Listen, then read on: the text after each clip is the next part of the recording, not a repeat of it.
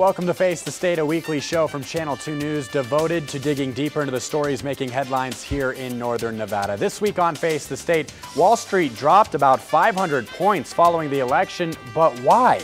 We'll take a look, plus the economic outlook for 2013 and the Fiscal Cliff's impact on recovery. That's next on Face the State.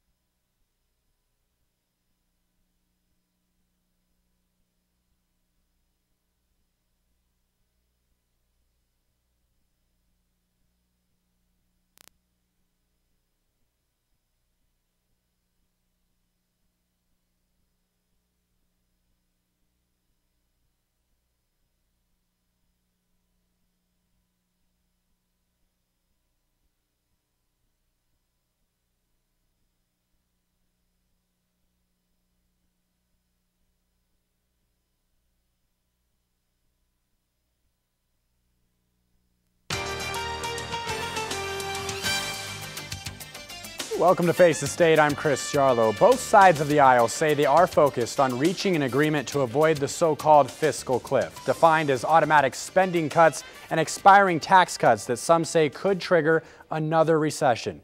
We wanted to know if the fiscal cliff is on the minds of people here in northern Nevada. So our very own Jennifer Burton went out in town to see what some of you had to say. What do you think about the fiscal cliff? I think it's going to be a tragedy if they don't do anything about it. I expect a compromise. I expect some kind of a deal. I do know what it is, and I am worried about it, although I think it has to be fixed, and it will be fixed with a whole lot of kicking and screaming on both sides, but it'll be done. If you dig deep, you'll find people who blame both Republicans and Democrats. I think it's dangerous, and I think we have to have the Republicans compromise. They have to. I mean, people voted. They have to. It's something that needs to definitely be dealt with, but the current administration has a record of not dealing with anything. Some people are still burned out from the election and don't want to think about cliffs or taxes. Do you think about it? Not usually. No. I stay away from a lot of those subjects these days. Are you worried about it? Yes, I guess I am, because if it doesn't get resolved, costs are going to go up and taxes are obviously going to change.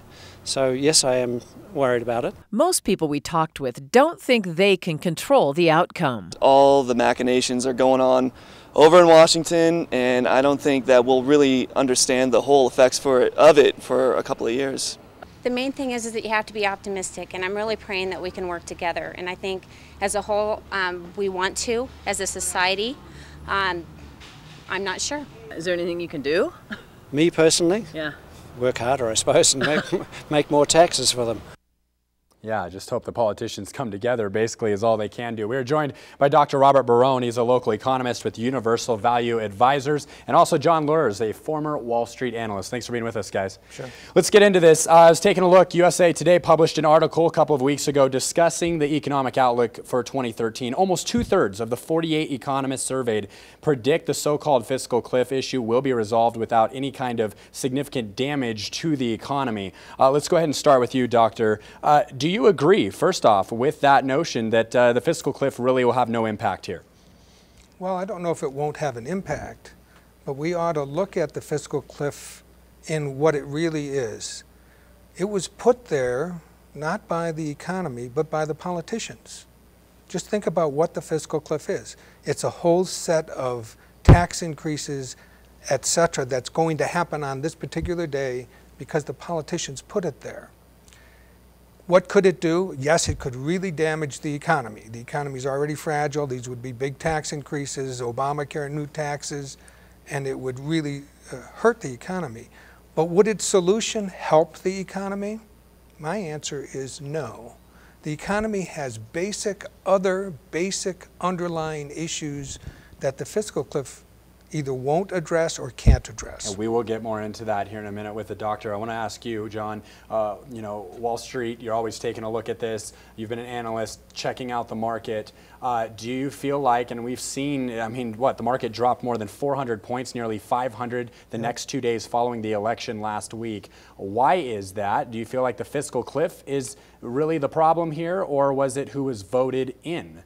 Well, if you watch CNBC like traders do, they ran this thing up since Bernanke basically put into place QE3, which was more money spent by the Fed, and that was in late September.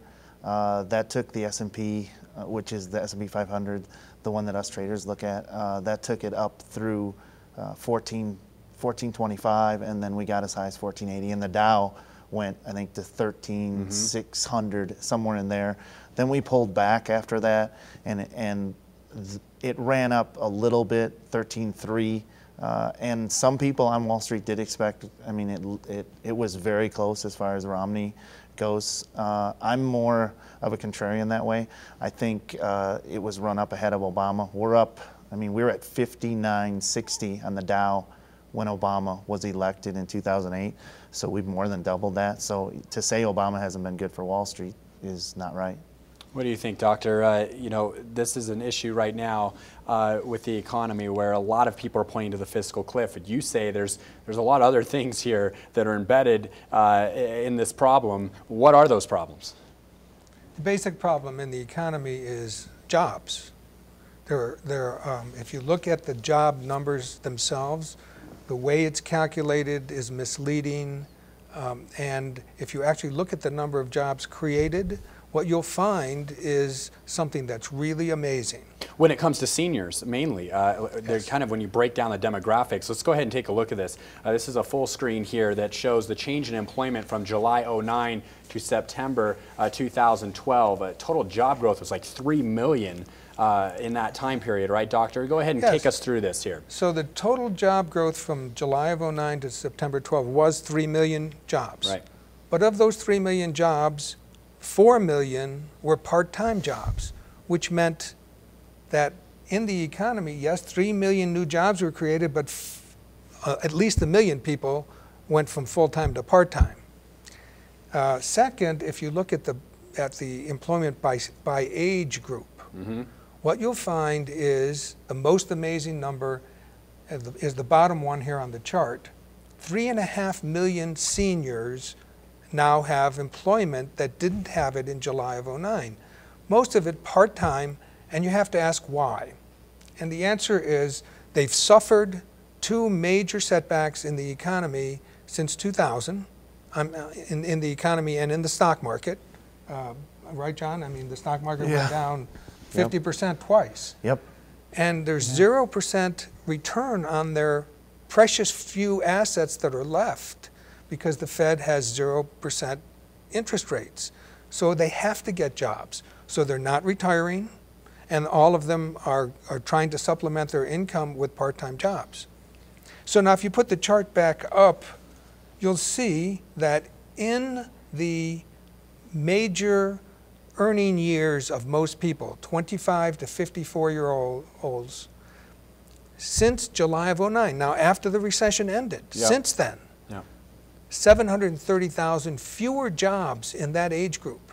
In a prime demographic there, in prime working years for many, many people. So it's not a wonder that median income in those years has gone from 54,500 to 52,000 when the recession supposedly ended, and now it's gone down even further to 50,000. Let me ask you the billion-dollar question here.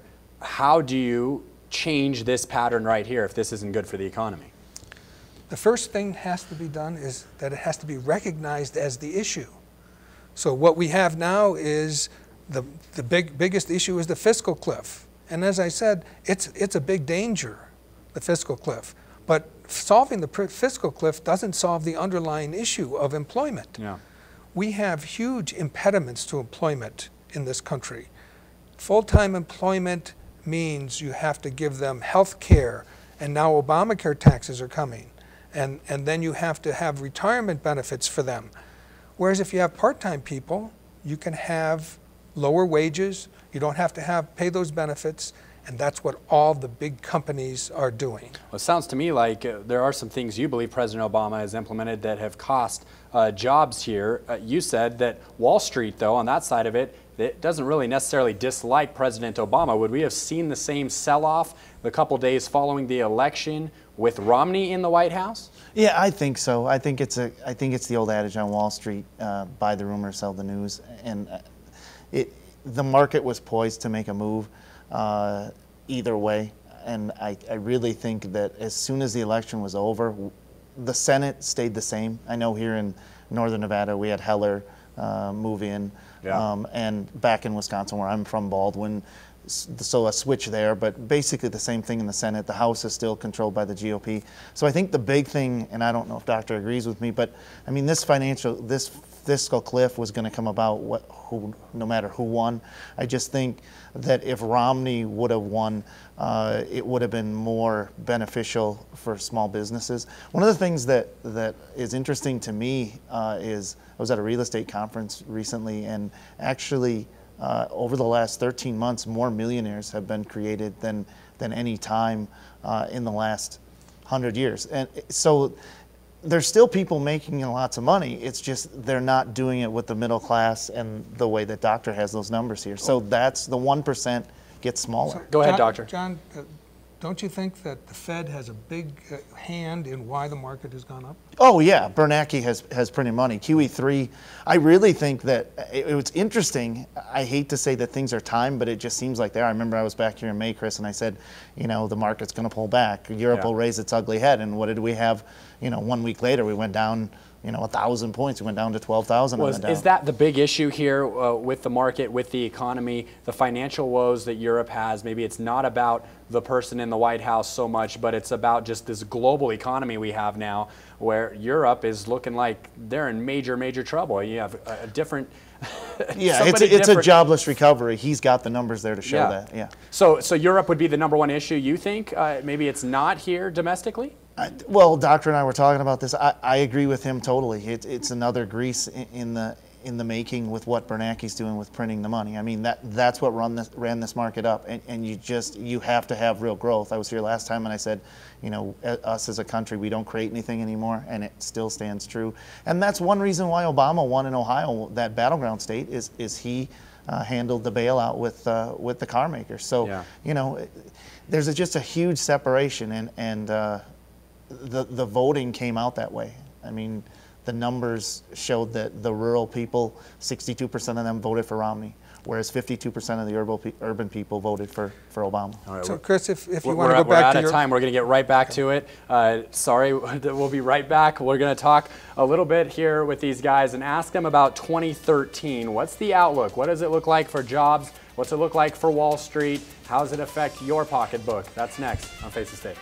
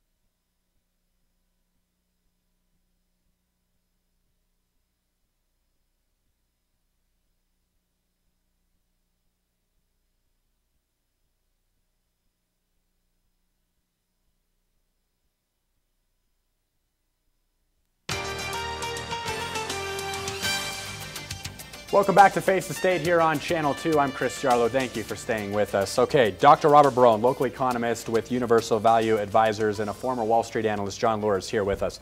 We were just getting into this, 2013.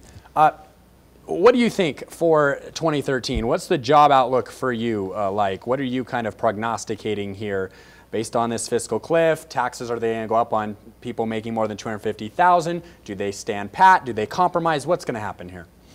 My view is that politicians do what they do best in times like these. What's that? They kick the can down the road. Yeah. They've done it in Europe for 3 or 4 years, and they're going to do it here with the fiscal cliff.